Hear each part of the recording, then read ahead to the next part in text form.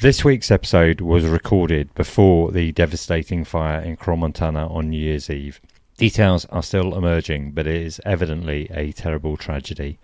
I'm sure that everyone listening to this episode will join me in sending their thoughts to the families and communities of Crans-Montana, the Valais and Switzerland that have been affected by this awful event, and to let them know that the skiing world is thinking of them at this terrible time.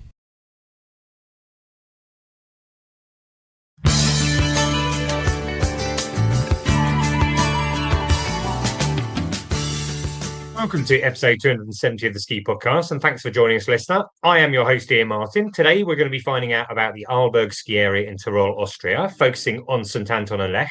Plus, we're going to be finding out about the rise of slow skiing by talking to the founder of the Slow Skiing Club. We also have snow reports from Italy and around France. But before we meet my guest today, I'd like to thank Tirol, Austria for sponsoring the Ski Podcast and making this winter's episodes possible.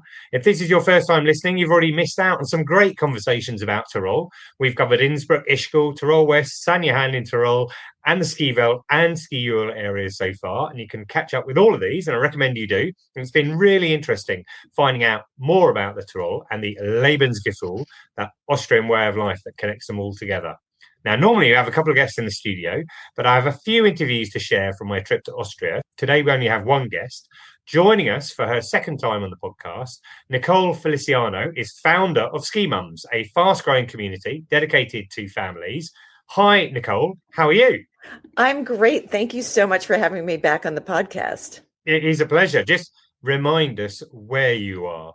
Well, I am on the East Coast of the United States. I split my time between Vermont and New York City. And then I travel a lot in North America to get to different ski areas. So last year I made it to 42 different ski areas, spread over 100 ski days. So I like to say I live out of my car a lot as well.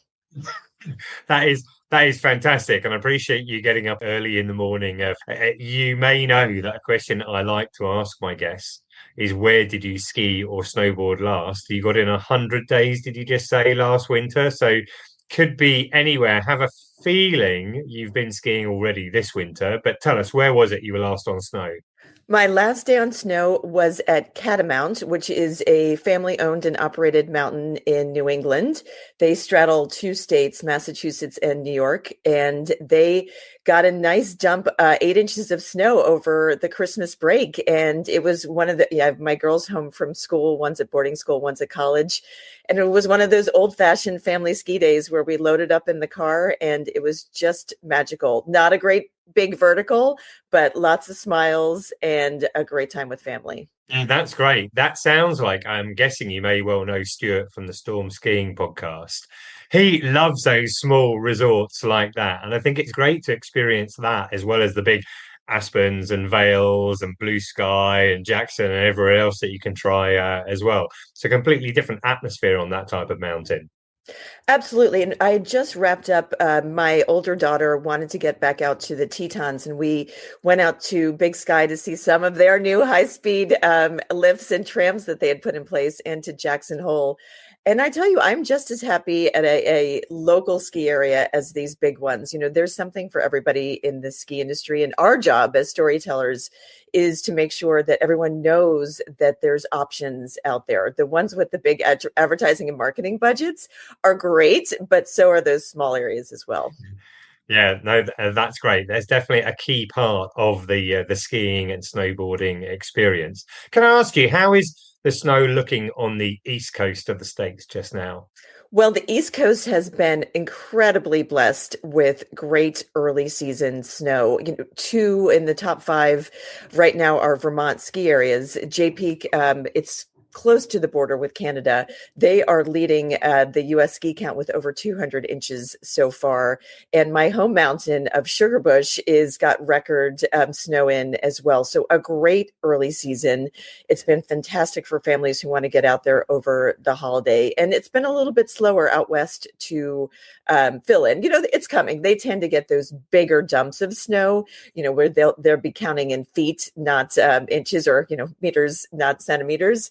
And in New England, we just get those steadier snowfalls, but we've been really lucky out east. And my season started in November, it is early, and it's been fantastic. Yeah, well, actually, over here in Europe, November was an amazing month. Records were broken for the amount of snow. But unfortunately, there's not been any significant new snow in the Alps to report on it. It does look there may be some new snow around in about a week's time, maybe up to 30 centimetres. You mentioned how Colorado's been having a slow start to the season in the Rockies. Canada around the Banff area, where James Cove reported from in our last episode, it looks like it probably has some of the best conditions in the world right now. But let's hear what it's like on the ground from some of our snow reporters. We've got Tim Hudson from Inspired Italy reporting from the Dolomites, Jen Sang from That's the Plan reporting from Lapland, and Floss Cockle, also known on YouTube as Free Flow Floss, reports from Team.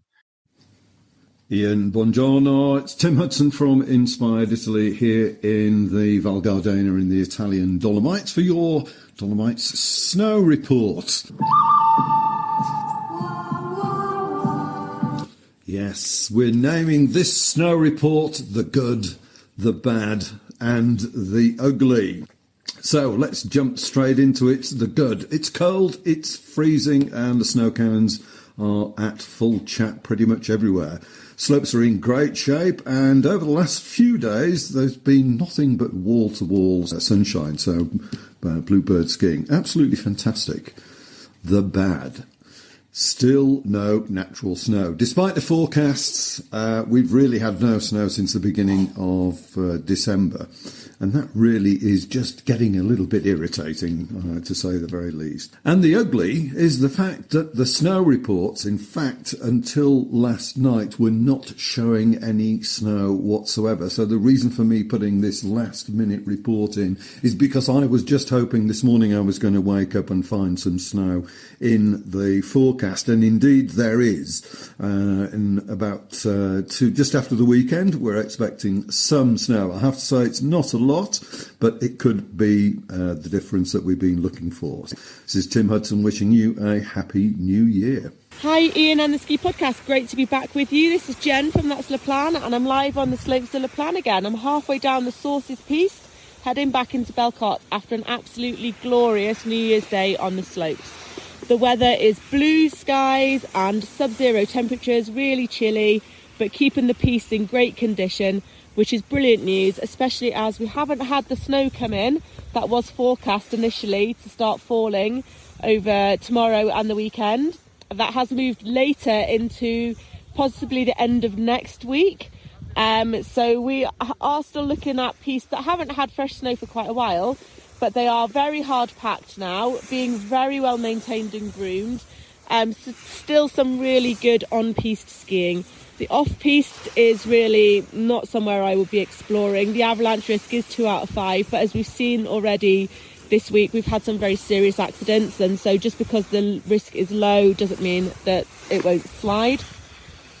The temperatures next week look like they are dropping even further, all the way down to lower than -10, which is great and should really maintain these snow conditions whilst we wait for the fresh snow to arrive.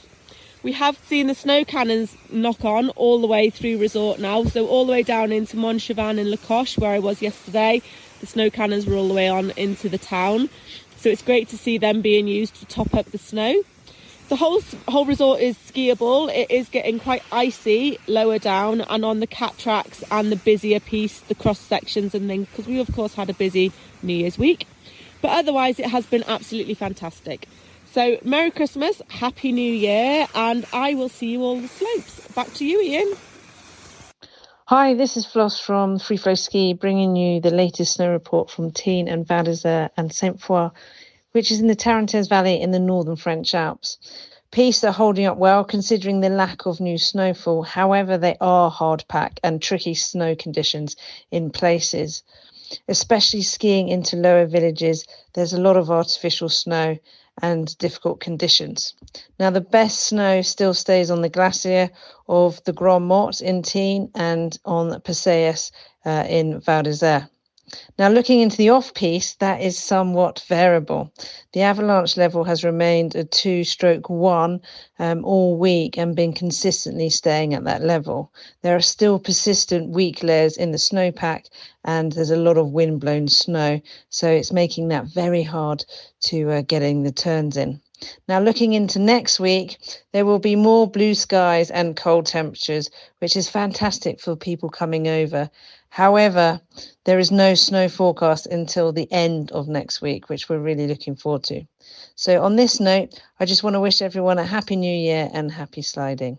Right, in Team GB news, there's actually not much to report as the World Cup takes a break over Christmas, but they're back into action this weekend with the snowboard halfpipe in Calgary, the Madonna di Campiglio night slalom, and then the halfpipe and slopestyle events for skiers and snowboarders in Aspen.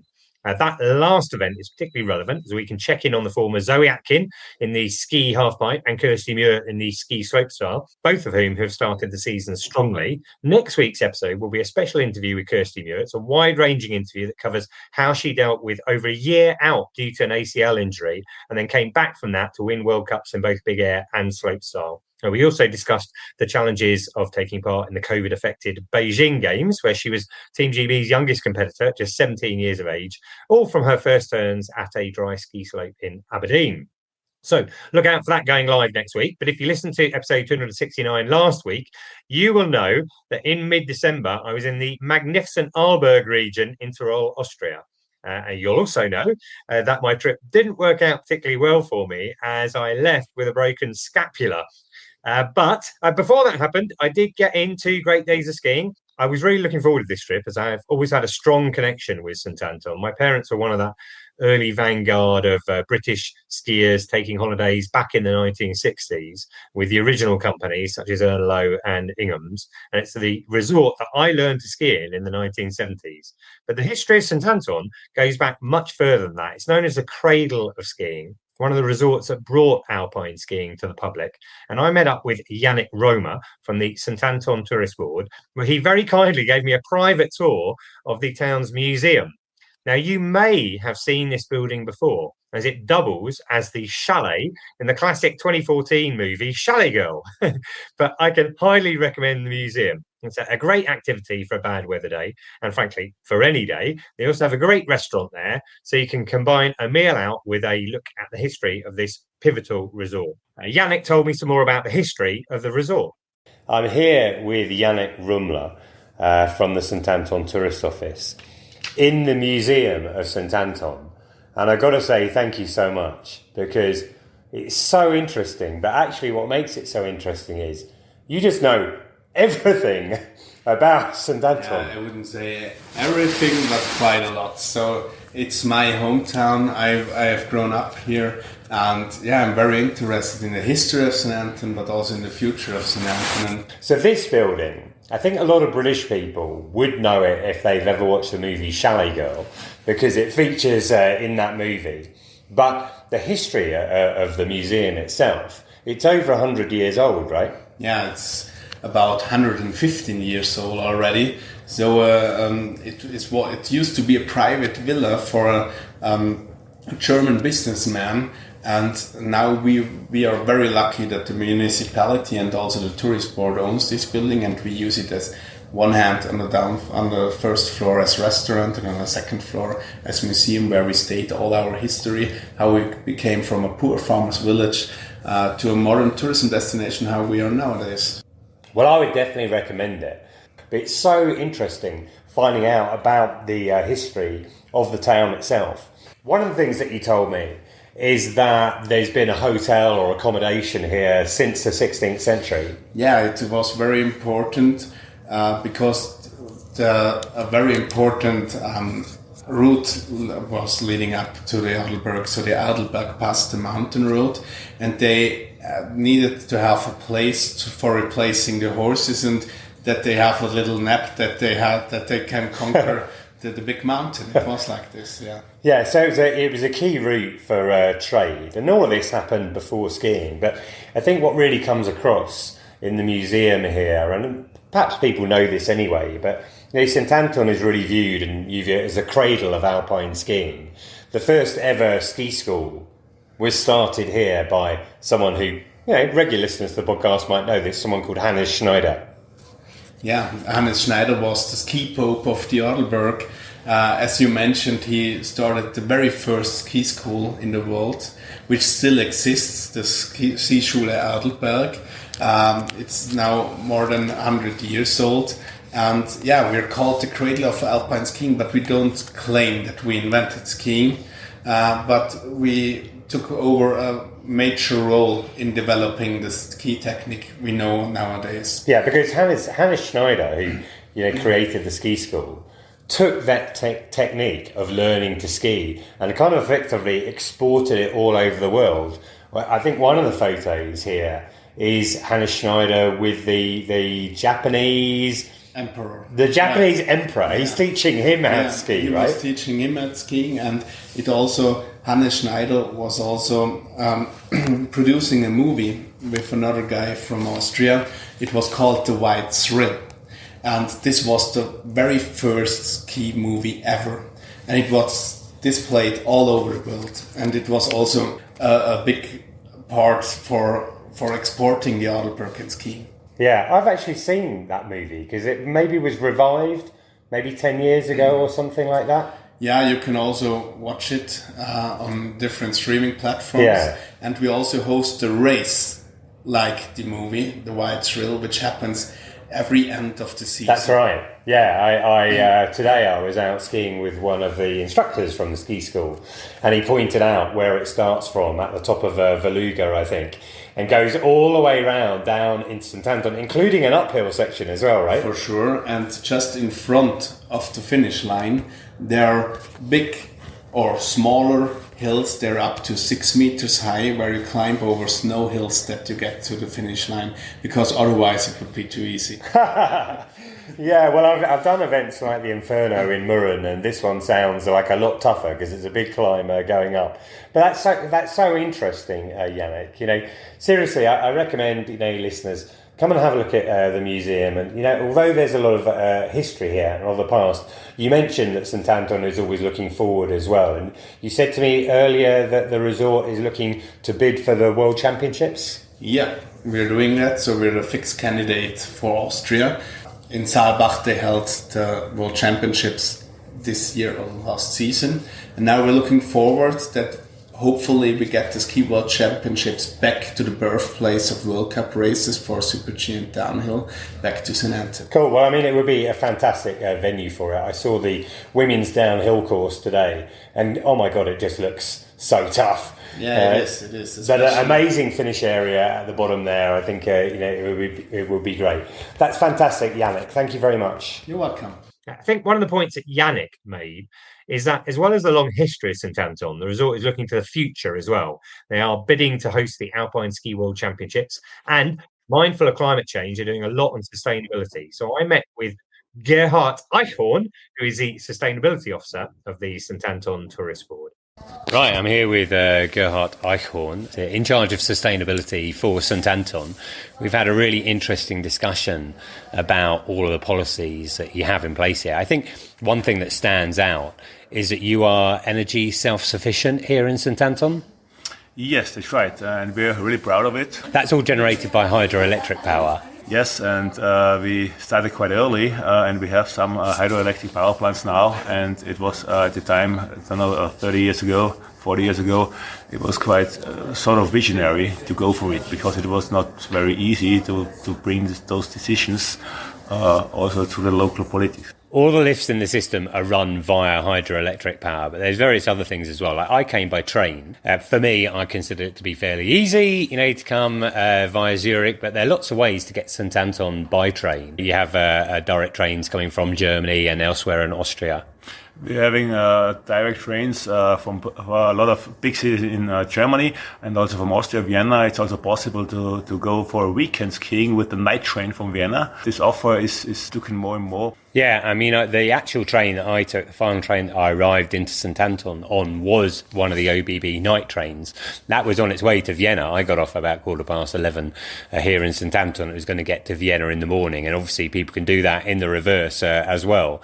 And you were telling me earlier earlier that you've looked at some of the statistics for the number of people who travel by train, and it's higher for St Anton than other resorts in general. The average in Tirol, tourists arriving and leaving by train, is about by 7%. We could talk about 11% of the people, guests arriving in St Anton by train. But we still want to improve it. We still want to raise the number of people coming and leaving by train. Well, I can certainly recommend it because the station, which was built in 2001 for when St Anton hosted the World Championships, is so well located, and it's such a beautiful building as well. But when I got off, I arrived quite late at 11:15, but I literally walked across the road or under the road, and I was at my hotel here, the Alto Post, within, less than 5 minutes. So, and it's very near the centre of town.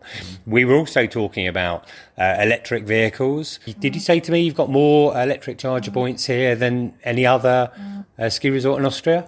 Not in Austria, but in Tirol we are on the top ones for sure. And we also started these things quite early at the time where it wasn't very common to have it, and we were on it quite early, which now is really good. Yeah, for sure. I haven't come here by car, but that's something to do in the future. There's lots of ways that St Anton is reducing its carbon footprint. I was also interested to read that you have like a biomass plant that provides heating for a lot of the buildings in St Anton. Yes, we have a biomass plant for a couple of years now, and we're always trying to connect more and more houses with it. Right now we have nearly 100 houses connected to the heating plant. I love the idea that more people are coming here by train than other areas. You've got more electric chargers than other areas in Tirol. All the lifts are run on renewable electricity, and so many of the buildings are heated via biomass as well. It seems that it's all going in the right direction. So, thank you for the work you're doing, and I hope that, continues. I know you've got a goal of 2030 with various other policies you want to bring in place. So we'll definitely be following that. That's brilliant. Thank you very much, Gerhard. Thank you very much for your time. Thanks a lot. From St Anton, I moved on to Lech, which I discovered isn't actually in Tirol at all, but in the Vorarlberg region of Austria. But both resorts are part of the huge Arlberg ski area. That has over 300 kilometres apiece, makes it the largest ski area in Austria and the fifth largest ski area in the world. While there are some great hotels in St Anton, I actually stayed in the 4-star Hotel Alto Post, where Lindsay Vonn likes to stay before her races. I think it's fair to describe Lech as a bit more upmarket than St Anton. There are some extremely impressive hotels, often frequented by royals from around Europe, the Dutch royal family in particular being regular visitors. As it was, I stayed in a very unassuming hamlet called Zug, just out of the main town, connected by bus and gondola into the ski area. Now, obviously, each to their own, but I thought Zug was charming. All of the businesses I came across were run and owned by locals. I stayed at the family-run Hotel Stafeli, and that is part of the Changemaker network of hotels. They all have a focus on low impact and sustainability. I'll put a link into the show notes about that. But it was a sense of family I love the most. So it felt like the personification of Lebensgefühl that I mentioned earlier, loosely translated as the way of life that we've been talking about in this series of episodes about Tirol. I met 3 generations of the owner's family while I was there. And it turns out in this quaint little hamlet, there's another family member who runs a Michelin-star restaurant, in which you would never know. You just walk past it if you didn't know it was there. So there was a lot to discuss when I spoke with Julia Fenneberg from the Lech-Zurs tourist office, and I asked her about their cap on lift passes, their sustainability initiatives, the annual White Ring race, and the amazing-looking Lech Skyspace. I'm here with Julia Fenneberg from the Lech-Zurs tourist office. Really nice to meet you out here. Nice to meet you too. Thanks for coming over. We've had a really interesting conversation just now, just learning a lot about Lech and Zurs and the whole of the ski area over here. I think one of the things that struck me, which was quite interesting, I didn't realise this existed, but sometimes at certain times of the year you have like a limit on the number of lift passes that you sell to stop the slopes becoming overcrowded. Yes, that's right, because we do not want to get the slopes overcrowded. We are hitting the numbers like 3 or 4 times per season, mostly before Christmas, because everybody's keen on going skiing after the season opening. But normally we're very keen on not hitting that number. The fact that you have it is really good, because Nobody wants to have overcrowded slopes. So to know that it's there and there's going to be a control is excellent. And we were just looking at the piste map just now. Really interesting circuit called the Weisse Ring, the white ring. And you were telling me that, you know, anyone can do this circuit, but there's a race that takes place in January? Yes, right. So on the 17th of January, there's the race. It's one of the most famous races that we have here in Lech. And all the parts of Lech-Zurs and Zug are part of the white ring, the race. Yeah, so you can start it if you want to ski the circuit at any of the points. You can start it in Zug or Zurs or Lech. And roughly how long would it take you, the circuit? Well, that depends on your condition, if you're a good skier or not. And sometimes some parts are closed, depending on the conditions, to be honest. So last year we skipped the Madloch, for instance, because it was too slippery. And not only professionals can do it, so safety is very important to us. So when you come to the race, how many people take part in that race? Well, over 1,000. Right, okay. Yes. Okay, a big day out. But, you know, if you're a good intermediate skier, you could do this, you could enter if you wanted to, right? Yes, if you're a good intermediate skier, you can do it. As a beginner, I won't recommend. Right. Yes. Okay, cool. Another thing we talked about was the sustainability side of things in Lech-Zurs. And you mentioned to me a couple of things. Firstly, that the lifts are predominantly run on renewable energy. Is that from hydroelectric power? Yes, as well. So we use hydroelectric and we use a biomass system. So almost 99% of all cable cars and lifts are running by renewable energy. And you've got some new electric buses which arrived yesterday or something like that, right? 2 days ago, yes. They were supposed to come in January, but they arrived earlier. So That's very rare that things arrive in advance before you think. So I'll have to look out for one of those later, because one of the things I'm hoping to do is to go into town and take one of the buses up to this amazing piece of artwork that you were describing called the Skyspace. I will go and look at it myself. I don't know if it's possible. Maybe you can try and describe what we're talking about here. It's not a sculpture, is it? It's a kind of piece of art. It's a piece of art, exactly. It's located in Oberlech because it was the best place to be. And it's a light artwork by James Turrell, which is a famous American artist. And there are only around 50 in whole Europe, and one is located here in Lech. And the artwork is made by artificial light and natural light. So it works best at sunset. And it's open. It's an open shape. It's kind of like a sort of donut as far as I can see. Yes, right? Yes, I wouldn't describe it as a donut, but it's a circle with a hole in the middle. Getting hungry now, so yeah. it's lit from the inside, and what you see on the outside is a sky that has no pollution in it, with really clear air. Exactly. And by sunset, you can see all the different shades of blue at the ceiling. This optical illusion. It's really impressive. Cool. Well, I'm going to try and go up there later. I don't know if it will be at sunset, but I definitely am intrigued and would like to go and have a look at it. That's brilliant, Julia. Thank you so much. You're welcome. Thank you. Also in Lech, I was lucky enough to meet Angelika Kaufmann. Now, Angelika is a skiing polymath. She is, among other things, a mountain guide, a ski guide, a piste basher driver, and an avalanche blaster. Now, that's a lot of interesting topics to cover, but I don't get to meet many avalanche blasters, so I quizzed her on what it's like setting off explosions in the snow. Right, I'm here with Angelika Kaufmann in Lech. We're actually in Zug, in Zug, a little suburb of Lech, which you mentioned to me. Lots of your family live in this area. And actually, we're going to talk about family. But yeah, I'm really interested. We just had this fantastic discussion about your role, and your role is doing blasting, on the mountains for the avalanches. I think listeners probably... they probably have heard blasting going on, after a heavy snowfall, and they might wonder about it. You're one of those people, who does it. So I guess let's just start off with, what sort of time do you have to kind of get up and get on the mountain to be able to do this? So, I mean, it's a early bird action. So we meet at the chairlift around 7:45 to get up with the first chairlift. So with the first chairlift for the people who run the resort. Yeah. And we are allowed to go up with them. And then we pick up our stuff, our equipment for the bombing and the blasting. And then we go on the very top of the mountain. On the very top of the mountain, we actually get the real bombs.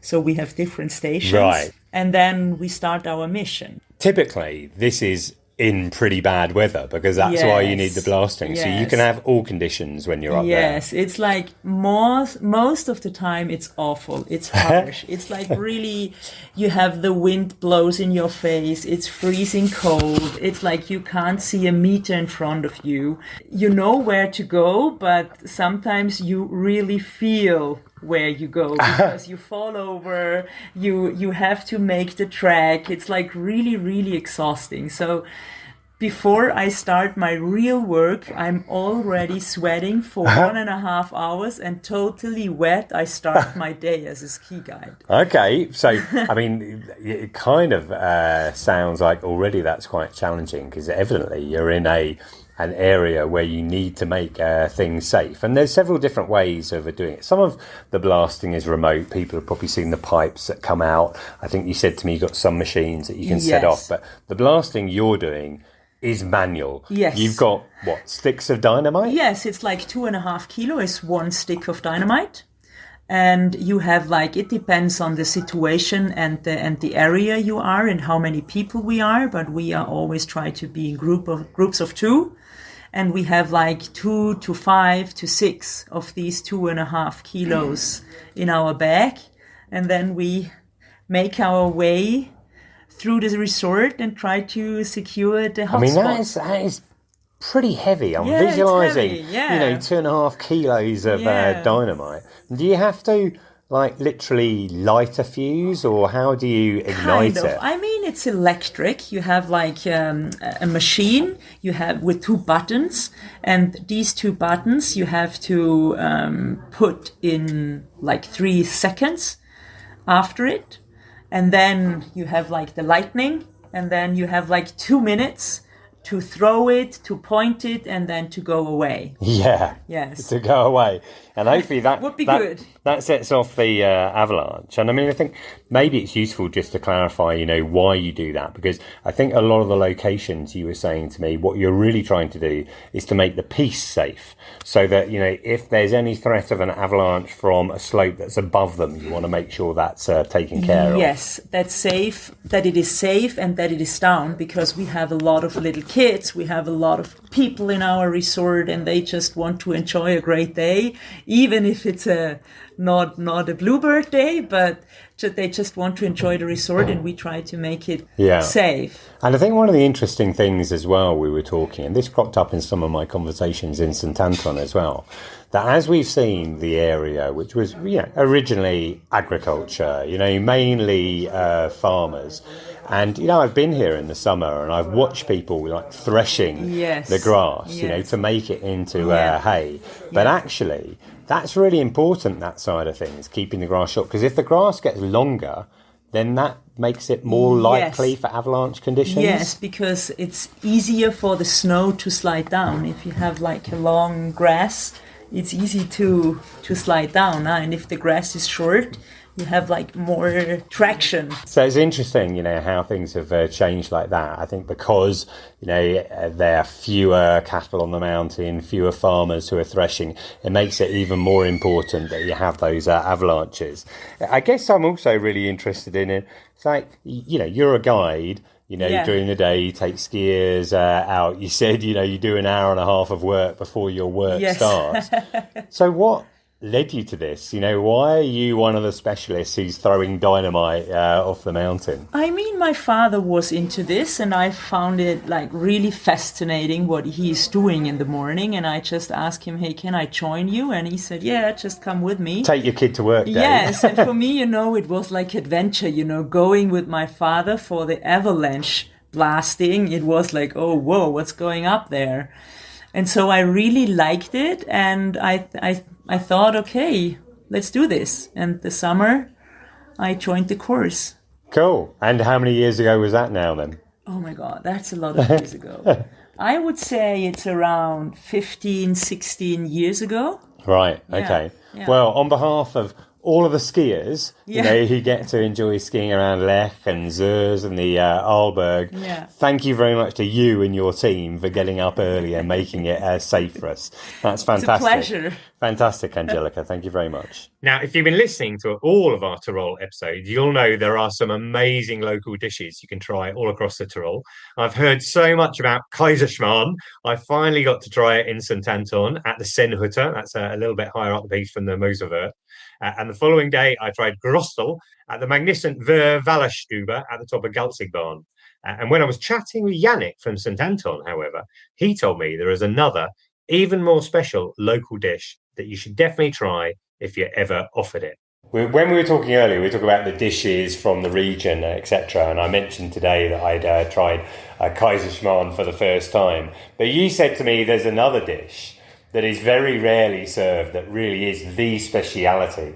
Yeah, it's a very special dish here. You can't find it in any restaurant because it's a very local dish. It's also all about our history and tradition from the farming and agriculture, what we had here in St Anton and in Tirol, and it's called Wassermus. And normally you don't get that at the restaurant, you get that from your grandmother. So it's a very special dish. I only had it 3 times in my life, but if you have the opportunity to get that, don't wait. Just go there and eat it. It's just perfect. And this is really that link with the history that we're talking about, because this is a sort of dish that, before, when people were mainly involved in working in agriculture and on farms, they would have Wassermus. Just tell me what it is. Yeah, it's only flour, water and mountain cheese, and that's it. And it's made in a pan, and normally you share it. So you put the pan in the middle of the table and everyone gets a spoon, and then you can eat it. Cool, fantastic. Well, listeners, maybe you'll never have the opportunity to do that, but if you happen to be staying with a family and grannies around, maybe you should ask her. Maybe. That's great. Well, that was really interesting, and I hope that's given you a taste for the Arlberg region, St Anton and Lech. If it's okay, I'd like to turn to you now, Nicole. Now, in episode 225, just over a year ago, you joined us to share the results of your SkiMoms happiness survey, and that was really interesting. There were lots of learnings there, I think, for ski resorts to kind of understand the market. But over that last year, you've developed your thoughts on skiing further, and earlier this year founded the Slow Skiers Club. And I wonder if I could ask you what prompted that. Great question. I took a trip to Portillo, Chile this summer with my husband, and we had beautiful conditions. They had some fresh powder and then plenty of bluebird dates. And I asked him to get a little bit of video of me to put up on social media.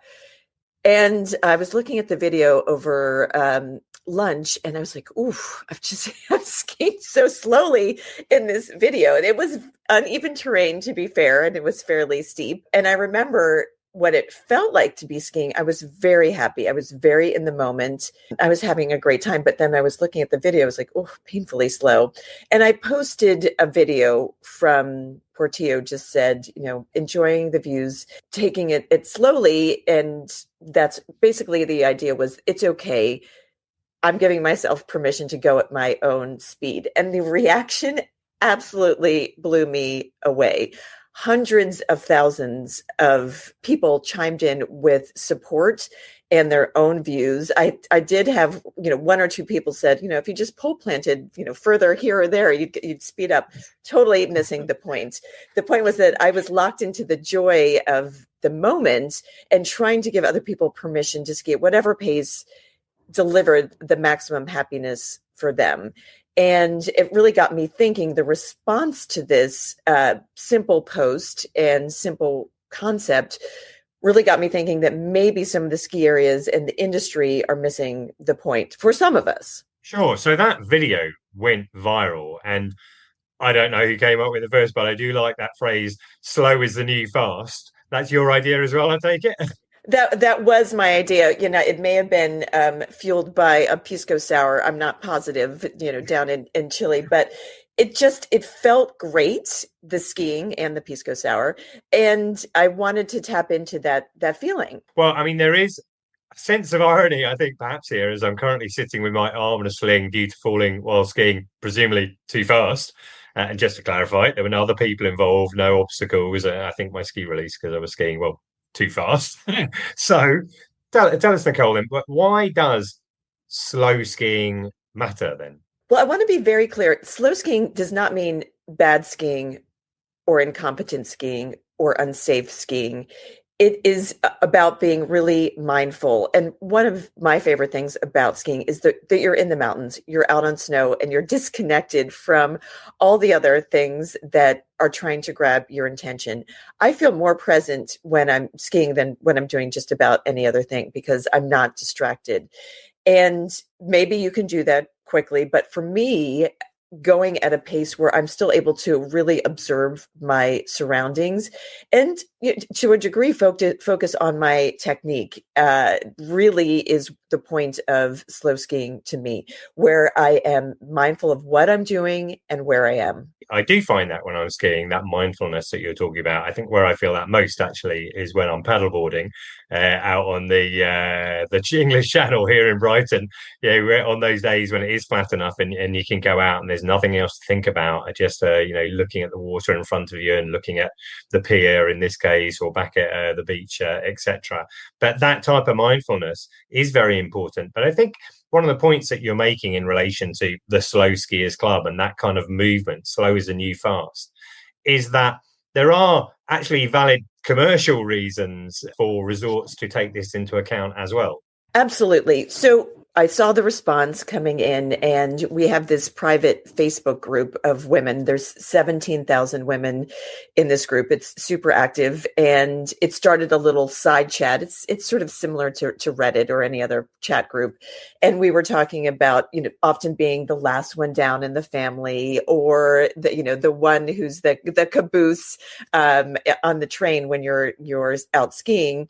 And I was trying to tap into that joy and really celebrate the fact that they're still out there, because we do see women drop off. And this is really where it dovetails nicely into what I was talking about with this happiness survey that I did the previous year, is that we need to reflect all different types of skiing in the media that we are presenting to the ski community. We do see a lot of fast, extreme, very accomplished skiers, and I get as excited about that as the next person. What I would love to see more is of this mindful skiing and focused on making perfect turns and taking in the views. And these ski areas are set in some of the most spectacular areas in the world. And why race by is my point. And it's very interesting to hear you say that, because actually we were talking in the green room earlier about a panel that I moderated at Listex. And one of the things we were talking about why women and ethnic minorities and disabled skiers often feel excluded, is because they don't appear in the marketing for the sport, which is very focused on what you're saying there, the speed and the performance side of things. And, a factor that I read, I think, in a presentation that you put together, noted that the median age for skiers is going up. Skiers are becoming, let's say, more mature. It's a maturing market. And so we need to consider people aren't going to go as fast when they're older as they were when they're younger. So it's important for the industry to consider how they're going to cater for slower skiers as well. Absolutely. And when we're looking at the results, we made a survey. It was a short one, 10 questions. People tend to lose enthusiasm after that. And we had 1,000 people start the survey. And what we found was something the industry needs to know. 82% of skiers said they would stay longer and spend more money on the mountain if there were more slow-friendly places on the mountain. So that's pretty powerful. And I will share one of the quotes from the participants in the survey. And she said, "I'm slow, but I love gear and I spend money on it. And I spend money on specialty lessons and workshops, especially those geared towards women." So we need to be realistic that a lot of these women, let's say they're 30 plus, 40 plus, they're from a higher earning bracket, and they do have money to spend in the shops on the lessons and in the programming.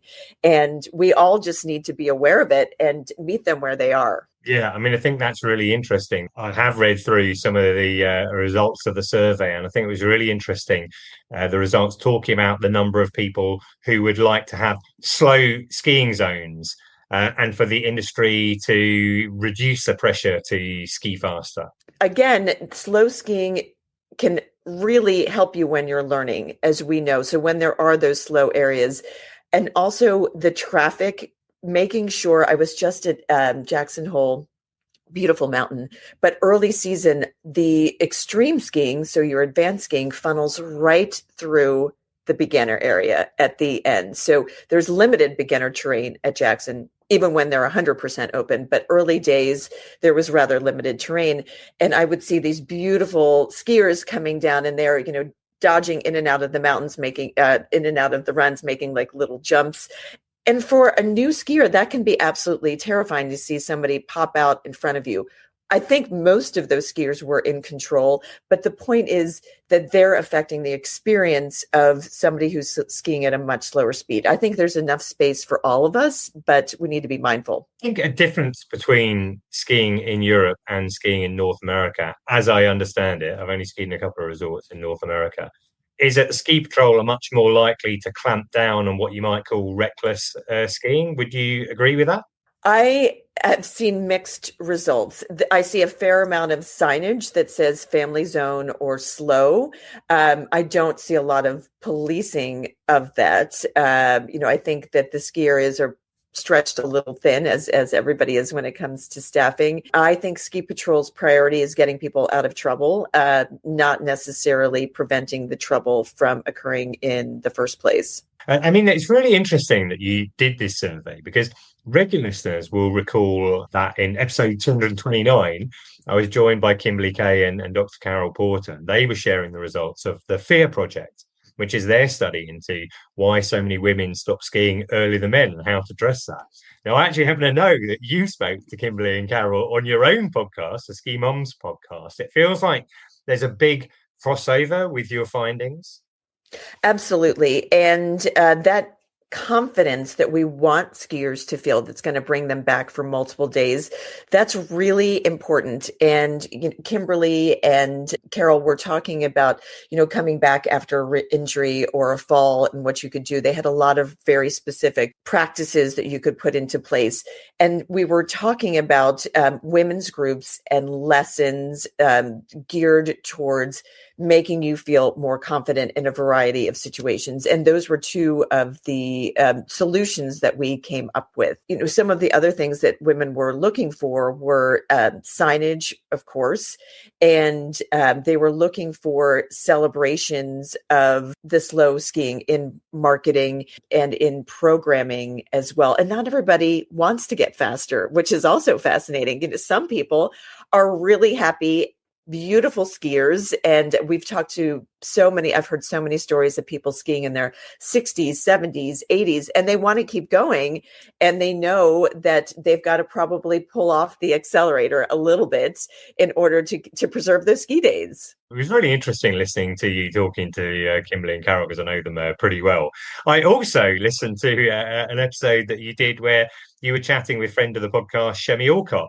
Chemmy is always so positive about making sure that, mums keep skiing. And I think a point that you made in your survey is that, mums are nurturing their families and beginners, as the kids always are. I mean, they need to go slow to start off with, and they need to have their company with them. And that's an important part of it as well. Yeah, and we're putting so much time and energy into getting the kids up and running. And then there's that day, you probably remember it, where suddenly the kids are faster than you. And then you are the slowest skier in the family. And it's a success, but it's also a moment of observation and a little bit of, oh no, now I am the slowest skier. I'm so proud of these kids that they've acquired these skills, but now they're waiting on mom, and you can see it in their faces. And I'm sure you've seen it on the mountain, those little, the hands on hips and come on, mom, we got to get going. And it's a shift.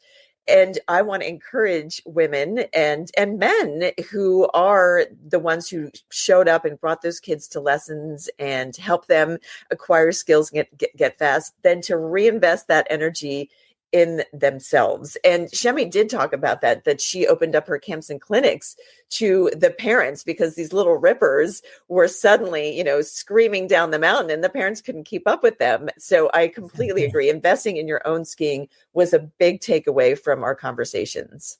Yeah. And scrolling through your Instagram, I noticed you've established a couple of rules for the Slow Skiers Club. The first rule, slightly different from Fight Club. First rule is you always talk about Slow Skiers Club, right? Yeah, we want as many members. This is not an exclusive club. We want as many members as possible. And we want, I think it's your mission as well. It's just to celebrate all the different types of skiers. Maybe it is dry slopes, or maybe it is skiing, a family operated enterprise, but it's really important that we make everybody feel welcome. Well, I think that's a really good way of summarizing it. Essentially, I mean, we do celebrate our racers, but we're not all racers, and skiing itself isn't a race. It's a leisure activity.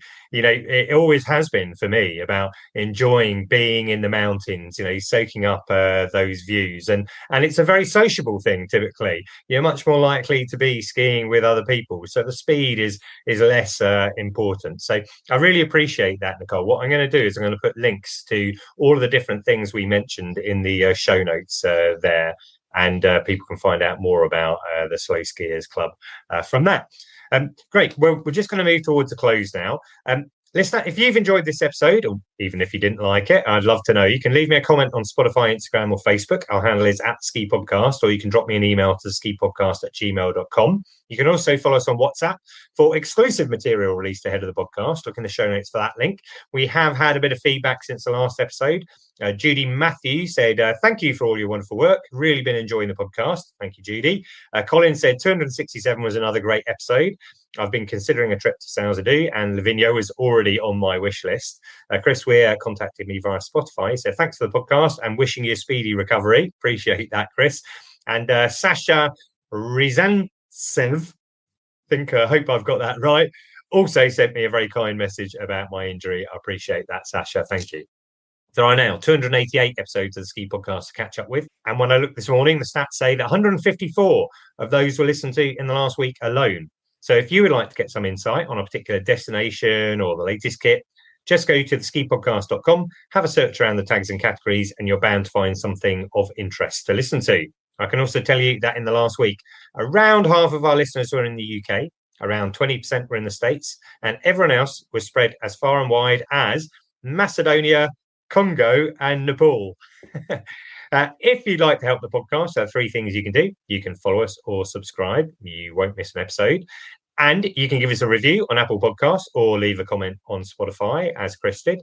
And if you're booking ski hire this winter, don't forget that you can get an additional discount if you use the code SKIPODCAST when you book at insportrent.com. There's a link in the show notes you can take, and your discount will automatically be applied. Right, for now, I would like to thank Nicole for joining me today. Thank you, Nicole. Oh, my absolute pleasure. And thank you for telling all these great stories each week. I appreciate that. And genuinely, I really do enjoy it. Of course, I'd like to thank Tirol for sponsoring the podcast and for organising my trip to St Anton and Lech. And finally, listener, thank you for joining us wherever in the world you're listening right now. And until the next time, goodbye.